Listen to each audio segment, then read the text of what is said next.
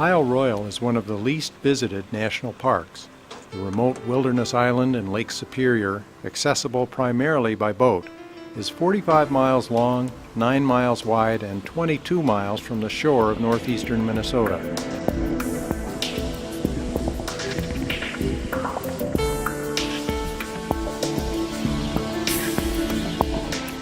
Once a vacation destination reached by passing steamships, Isle Royale became a national park in 1931 and is now a favorite of backpackers.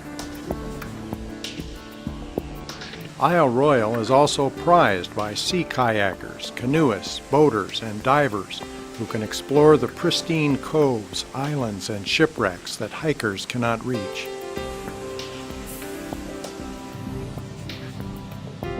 Isle Royale is also home to the world's longest continuous study of a predator-prey relationship. Moose swam to the island and were living there in the early 1900s. Decades later, wolves crossed a natural ice bridge from Canada in 1949. Isle Royale is an ideal outdoor laboratory to study the wolves and moose. Wildlife ecologist Rolf Peterson has studied the interaction of wolves and moose on the island for nearly 40 years. Purdue University's Durward Allen began the research in 1958. Oh. The highlight of his summer. Oh, that's right. Okay. Very good. Well, come on in. Yeah. When the fog lifted. Yeah. Peterson and his wife Candy live in a 1930s fishing cabin on the island, where they welcome visitors as they conduct research. First cast out of fishing. Somebody doesn't like you. So in summer, the Petersons scout the island for moose to observe the number and size of calves and to collect bones from those that have died. Volunteer groups visit the island and also bring bones to his field station.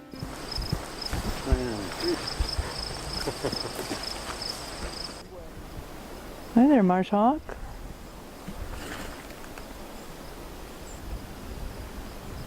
The hawk? Yes, it's a marsh hawk. Except you're not supposed to call them that anymore. I think they're called harriers. Northern Harrier. Northern Harrier is his official name. And this is a pretty small print, so I would guess that's his rear foot. Yeah, and then in winter, of course. 6 of the island's 24 wolves have been radio collared, and Peterson keeps track of their general location by assembling an antenna and listening for beeps on different frequencies.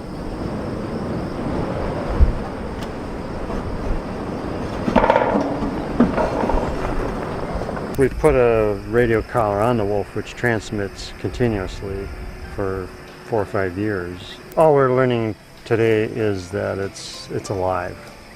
And then to a degree we're learning that it's still within its own territory. It hasn't moved into this vacant territory. He's come fading in and out, so there it comes back.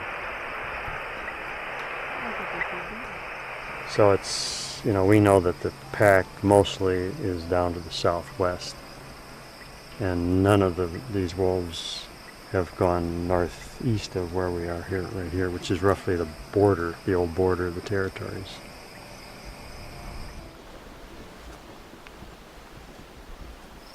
I don't know what her beat might be, but she's succeeded so far.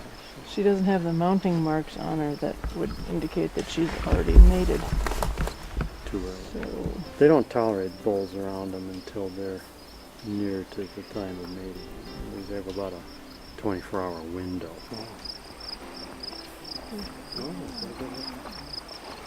Peterson is concerned that wolves may not survive on the island.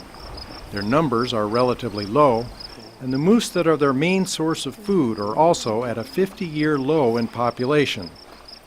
The moose have been affected by climate change, Peterson says, and many of them do not feed enough in summer to put on the fat needed to survive winters. They are also plagued by ticks, whose populations have exploded in the warmer average temperatures of recent years. There are not many moose left, because the East Pack, the heyday was back in the 70s and 80s when there were just dozens of moose on that Lake Point Peninsula. And one of our plots is right there, and we counted 28 moose in 1 square kilometer. Now there's just nothing out there. That's wolf. He also collects fresh wolf scat and notes its location so that DNA analysis can identify which wolf was there.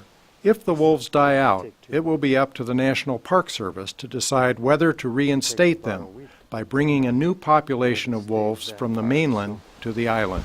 The wolf's eating rotting meat someplace.